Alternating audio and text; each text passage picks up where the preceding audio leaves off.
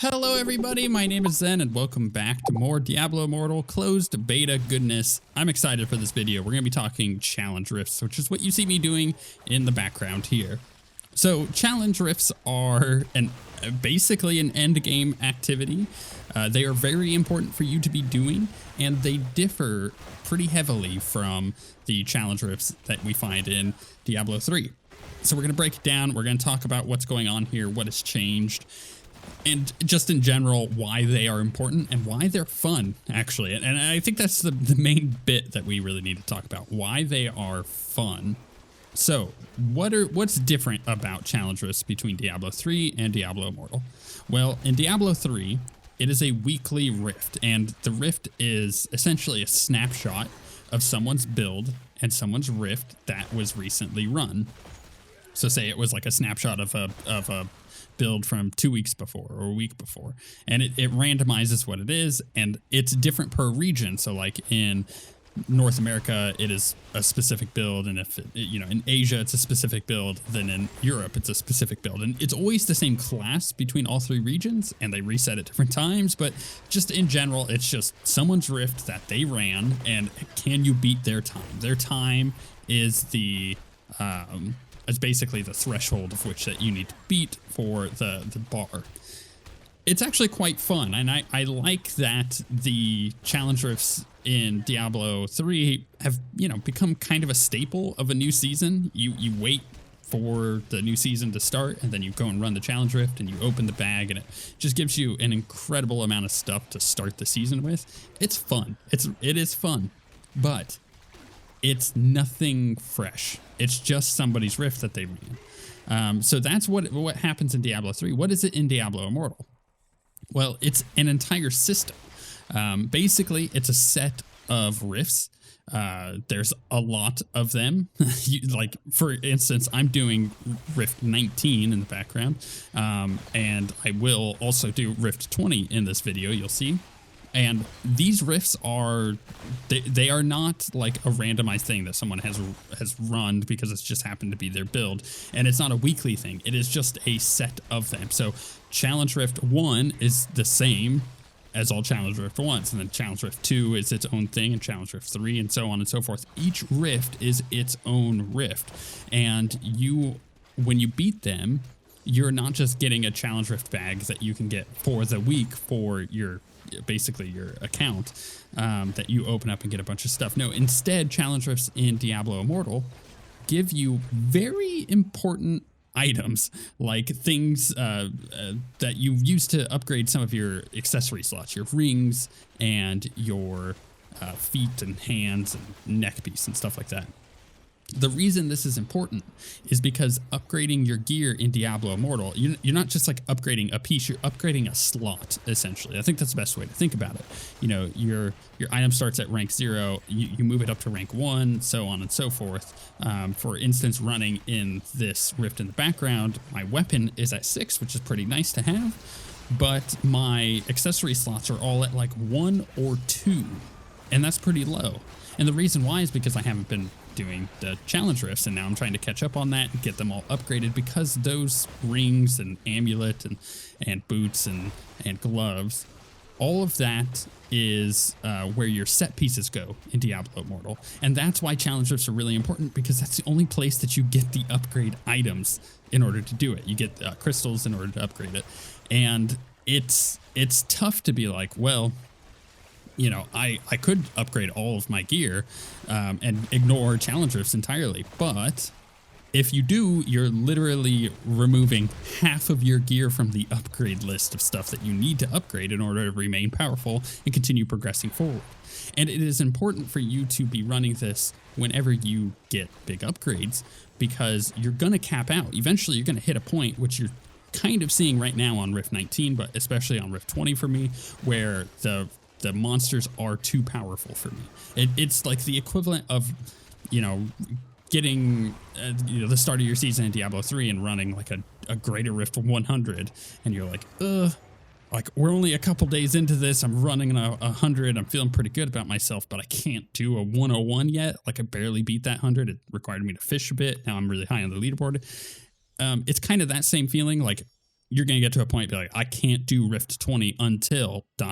fill in the blank, right? Until I get a new weapon or until I get several upgrades on a couple of my gear. And I mean like the upgrade on the slot, and it's just like a new piece of gear. And I like this because it keeps challenge rifts from being this mundane thing that happens on a weekly basis that really you're running essentially at the start of a season, and then you kind of forget about that they happened. Like it's sad to say, but it's true. once you finish the start of a season, you really kind of forget about the challenge rifts. You might run them for the first few weeks, and then that's that. But in Diablo Immortal, it is a key part of progression. And because they have made it a key part of progression, they've actually put a lot more time into it, and they've made it just a lot better in general. The fact that there is a set of rifts, you know, you're going up a set of rifts. You're doing Rift 19, and then you're doing Rift 20, and then you're doing 21. And you know that the people that you're competing against, I say competing, I'll get to that in a moment, on the leaderboard are doing the same thing. They are running these same rifts, and maybe they've got builds that are more accommodating to a specific rift. But when you get to that very peak of, I want to do with the, like, I want to be the region first to do Challenge Rift 40, you know, as soon as the game launches, and you set that as your goal, you know that you're competing against other people that are doing that same thing. They're doing the same rifts. You're not having to fish, and it's really nice that is the case. In fact, the game does a pretty good job, and just in general, it does a pretty good job of describing all of this stuff. It says that challenge rifts are there to challenge you to climb the challenge rift rankings, and that is the case. There is a leaderboard where weekly you can see what you have completed versus other people, and that's not just, you know, everybody. You can compare it down to the specific class that you're playing on, or even if you're running in a group, like if 2 people have completed it, and you're running in a group of 2, like where are you falling on the challenge rifts of what you've completed this week. And I like that. Like me completing a 20 got me to 184 out of the 1,000 necromancers that are on the leaderboard. And I think that that's pretty cool that you get to compare yourself and see, okay, where objectively am I at this week?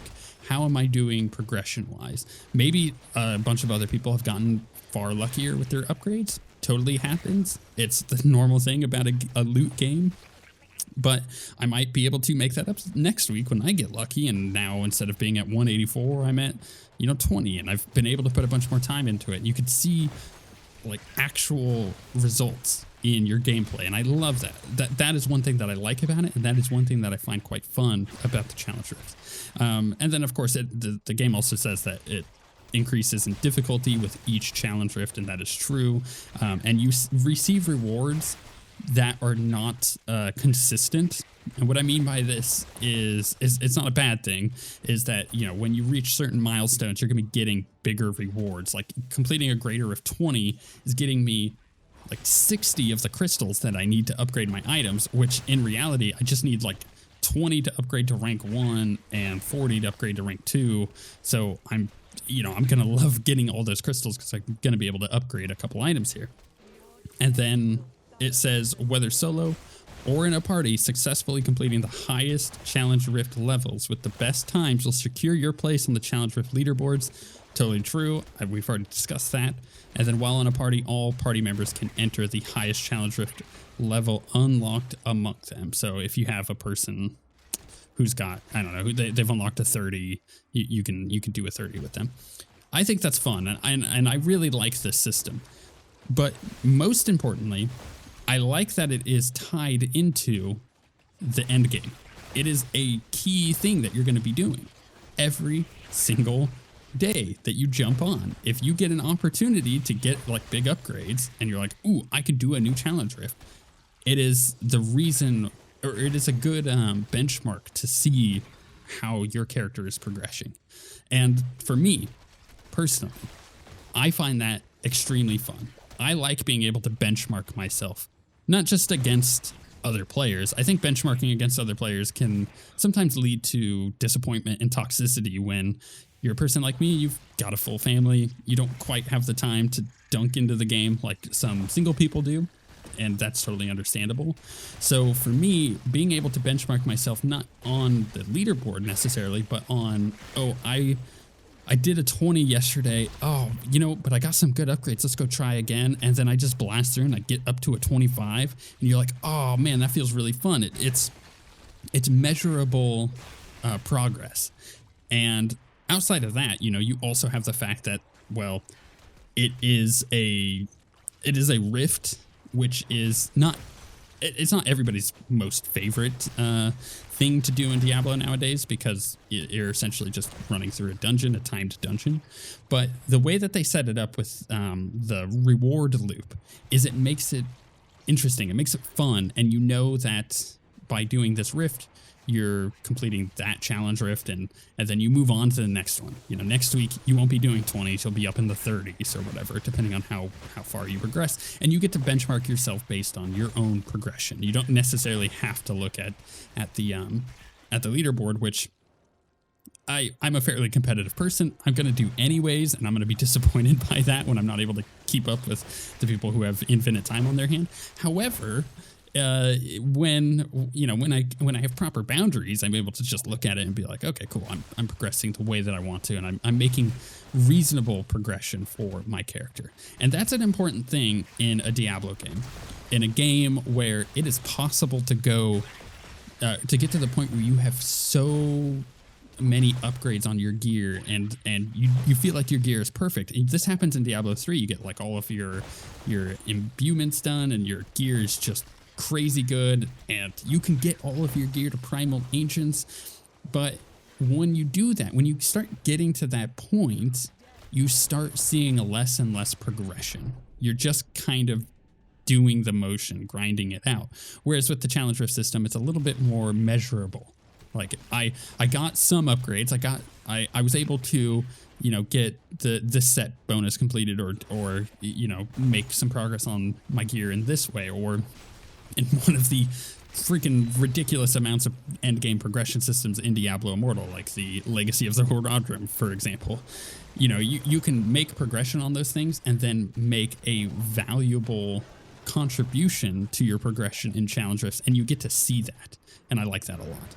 So I think it's really fun. I think that is the reason why it is a lot of fun, because it is a measurable progression system that you can put yourself up against other players or yourself, and that's totally up to how you want to do it.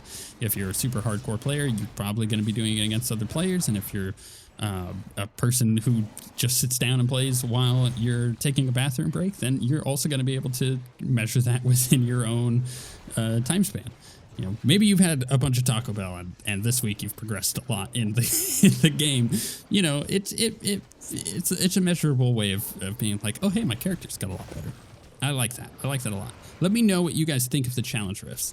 And I think this is an important thing of feedback that I want to provide Blizzard as they continue to progress and develop the game before launch, which is how can they improve upon this? I think it's really well done right now, and I don't want to tweak it too much because I like where it sits in the end game as an activity, but I'm curious to see what your thoughts are on how it can be improved. Maybe, I don't know, maybe there's other rewards that come along with it. Maybe there's cosmetic rewards that come along at certain milestones.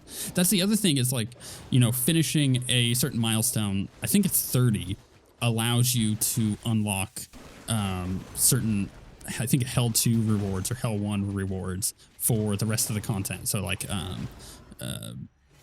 doing I think it is Hell 2, doing like Elder Rifts or bounties and stuff like that. So basically you're allowing the gear rewards to kind of get an upgrade, and that's a pretty nice little thing. So they can always do more stuff like that.